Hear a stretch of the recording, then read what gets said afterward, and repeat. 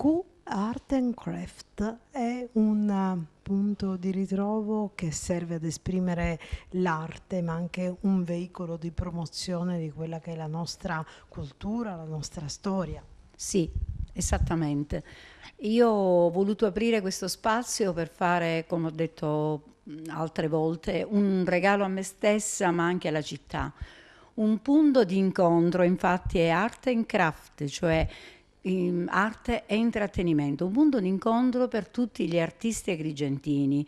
Artisti di grosso calibro e meno, diciamo che abbiamo iniziato infatti l'apertura, l'inaugurazione, la prima inaugurazione di questo spazio con un artista agrigentino che è deceduto, che era bravo ma non conosciuto esattamente, e che ho voluto fare proprio un omaggio a quest'uomo che poi ha fatto anche una brutta fine, è diventato anche un barbone, stava davanti al cinema, viveva di poco, ma non tutti lo conoscevano come realmente era, cioè un uomo da un animo buono, sensibile, ed era anche un artista. Quindi abbiamo iniziato con questa inaugurazione a gennaio e poi c'è stato un seguito. Abbiamo avuto artisti fotografi,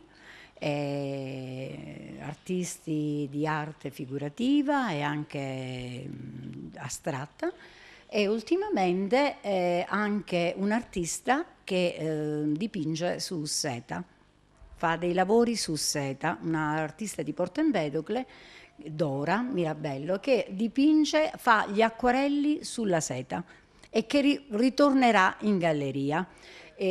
Oggi qui abbiamo le tele invece di Loredana Zambuto, anche lei è un'artista agrigentina, dipinge paesaggi. E la tecnica particolare della Loredana è unire il colore alla polvere lavica.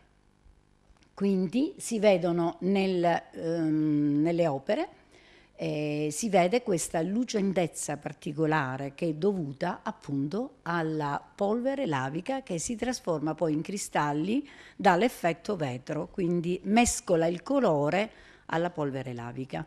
A giorno 21 avremo anche, perché non mi occuperò soltanto di arte inteso come pittura o anche fotografia, ma anche oggettistica, per cui avremo giorno 21, e invito tutti a venire, giorno 21 avremo niente di meno che un chirurgo di Bari, una donna, che nel suo spazio, nel suo tempo libero, si dedica a un'arte particolare che è il raku.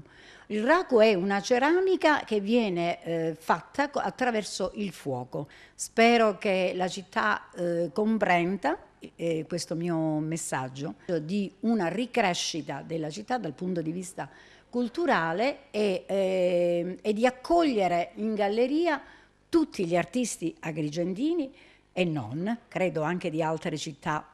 Abbiamo qui Bari, quindi al più presto spero di poter accogliere anche artisti di tutta Italia.